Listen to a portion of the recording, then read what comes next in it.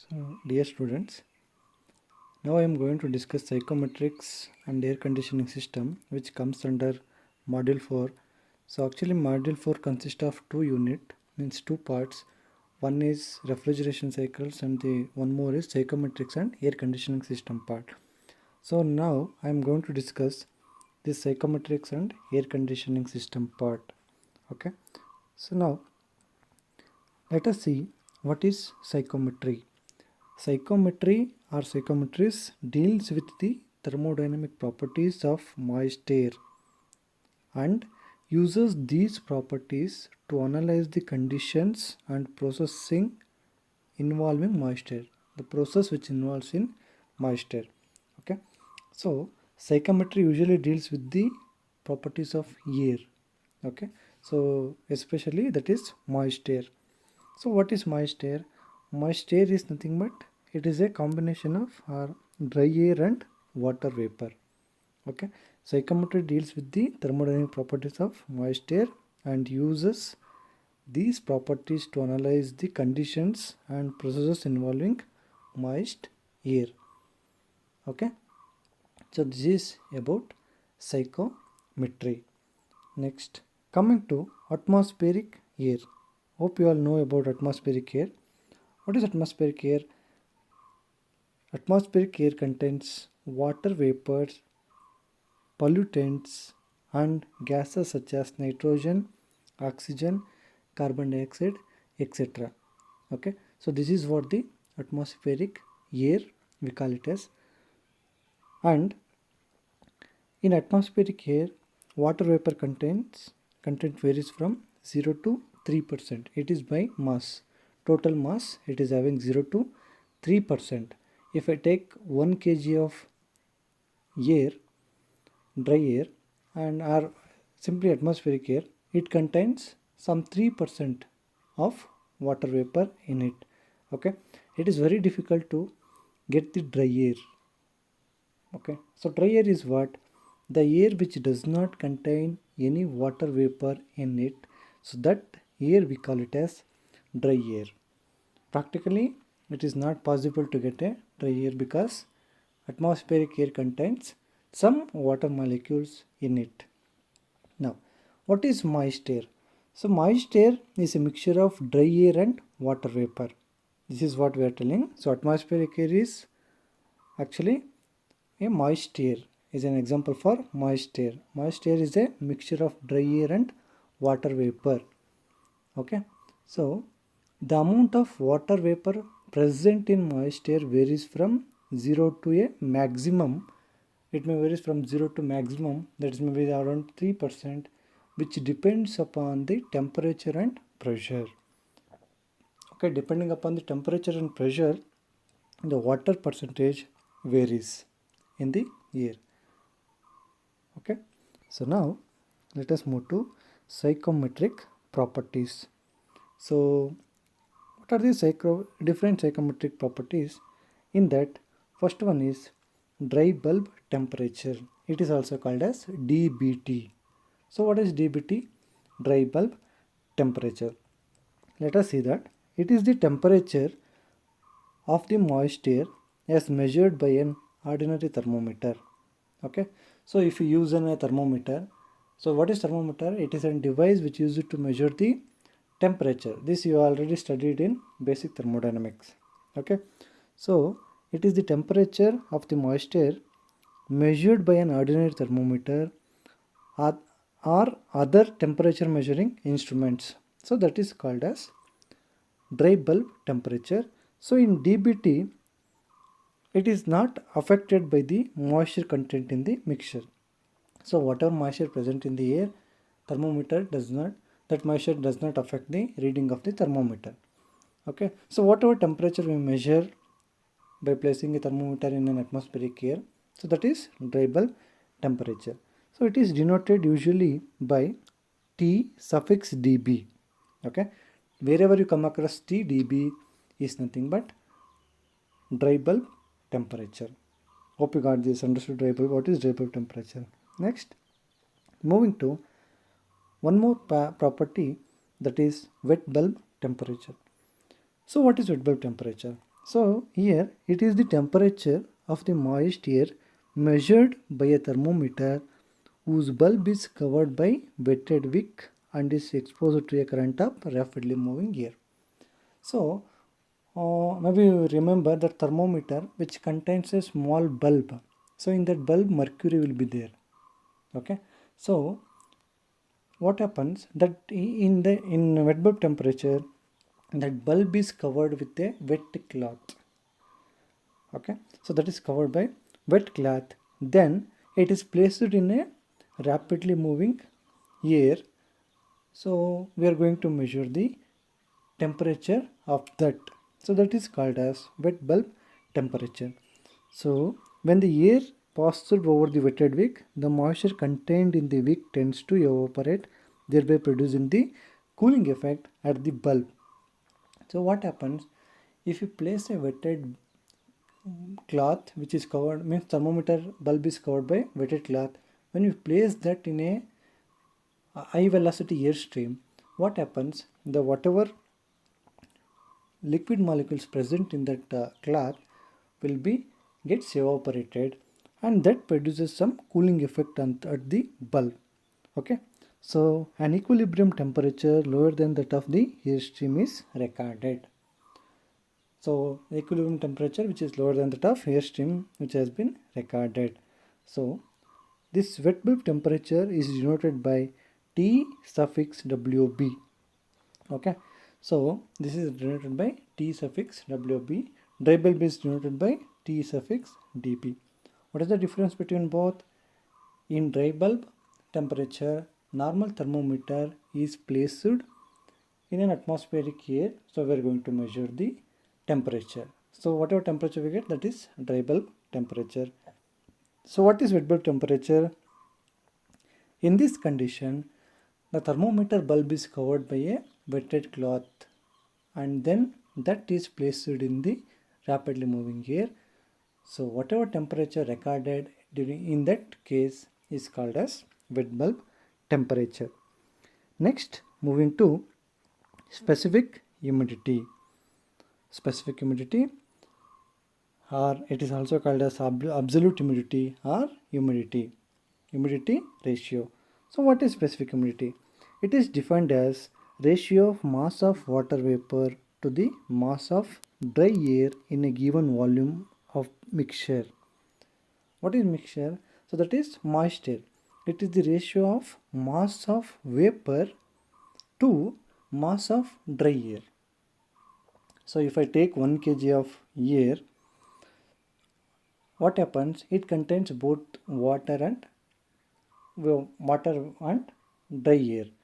Okay, so in 1 kg, suppose it is having 3 grams of moisture.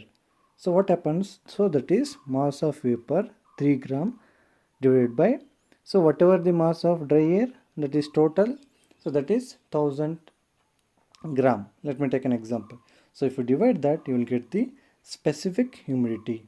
So if they ask you to define like this, it is defined as the ratio of mass of water vapor to the mass of dry air in a given volume of mixture. Mixture means vapor plus air, and it is denoted by omega. So it is denoted by letter omega and is expressed as kg vapor per kg dry air. So this is the unit, kg vapor per kg dry air. So it is the definition of specific humidity, or it is also called as humidity ratio. Next, total pressure. So we have already discussed this, means total pressure. When we have discussed ideal gas in basic thermodynamics, we have come across this one. So total pressure. So what is total pressure? Total pressure is nothing but total pressure of the moist air is nothing but dry air plus water vapor. It is expressed by Dalton's law. We know that. So total pressure P is equal to PA plus PV. What is PA? It is an partial pressure of dry air and partial pressure of water vapor. So total pressure is the sum of partial pressure of dry air and partial pressure of water vapor. So that is PA plus PV is called as total pressure. Next, moving to relative humidity. So what is relative humidity? It is defined as ratio of the mass of water vapor to the mass of saturated water vapor in the same volume and at the same temperature. So relative humidity is defined as mass of water vapor to the mass of saturated water vapor in the same volume and at the same temperature. So I will come later. I will discuss this one. What is saturated water vapor? I will tell that later. Okay. So you can define it as like this. So and it is denoted by letter phi. Okay. So phi, and it is expressed in percentage. Always we measure this relative humidity by percentage, like 10%, 5%, 20%, like that. In the percentage we are going to measure this one. So phi is, it is ratio of mass of water vapor in a given volume divided by mass of saturated vapor at same volume and temperature. Okay, so this is the definition of relative humidity, and it is expressed as PV by PVS. PV is so partial pressure of the water vapor, and PVS is partial pressure of water vapor at saturated condition. Okay, so hope you got the difference between PV and PVS. PV is pressure of the water vapor, partial pressure of water vapor, and this is partial pressure of water means vapor at saturated condition. So this is the definition of relative humidity. Next, moving to dew point temperature, that is represented by dPT. Don't get confused here, like dBT, WBT and dPT. dBT is dry bulb temperature, WBT is wet bulb temperature, dPT is dew point temperature. Okay, so coming to dew point temperature, it is the temperature to which moist air must be cooled at constant pressure in order to cause condensation of any of its water vapor. Okay, so what happens? The temperature which is recorded when the moist air starts condensation. What is condensation? So whatever vapor present in the air will be converted into liquid and it starts falling from the air. So that is called as condensation. Okay, so it is the temperature at which moist air must be cooled at constant pressure in order to cause condensation of any of its water vapor. Okay, in simple words, it is the temperature at which the moist air becomes saturated. Moist air becomes saturated. Saturated meaning it is having 100% of relative humidity. Okay, so it is denoted by TDP. So TDB means dry bulb temperature, TWB is wet bulb temperature, TDP is dew point temperature. Next, moving to next property, that is degree of saturation. So what is degree of saturation? It is defined as ratio of actual specific humidity omega to specific humidity of saturated mixture. So saturated means WS. S stands for, the W suffix S stands for saturated condition. Okay, so it is the ratio of specific humidity to specific humidity of saturated mixture at the same temperature and pressure. Okay, so this is the definition of degree of saturation, and it is denoted by symbol mu. Okay, so it is defined as the ratio of actual specific humidity omega to specific humidity of saturated mixture, that is omega S, at the same temperature, that is dBT, same temperature and pressure. So this is the definition of degree of saturation. So now mu is equal to what? Omega by omega S. Okay, next, specific volume. Hope you know this one. It is defined as the number of cubic meters of moist air per kilogram of dry air. So basically means it is defined as the number of cubic meters of moist air per kilogram of dry air, meter cube per kg. Okay, so that is specific volume. Next is enthalpy. So what is enthalpy? It is the amount of energy contained in the moist air. What is the amount of energy which is contained in the moist air? We call it as enthalpy. So enthalpy we have already discussed it in basic thermodynamics. So it is the sum of enthalpy of the dry air and enthalpy of the water vapor. So if you take atmospheric air, it contains dry air plus water vapor. So what is the total enthalpy? Total enthalpy is nothing but sum of enthalpy of dry air and enthalpy of water vapor. Okay, so this is enthalpy.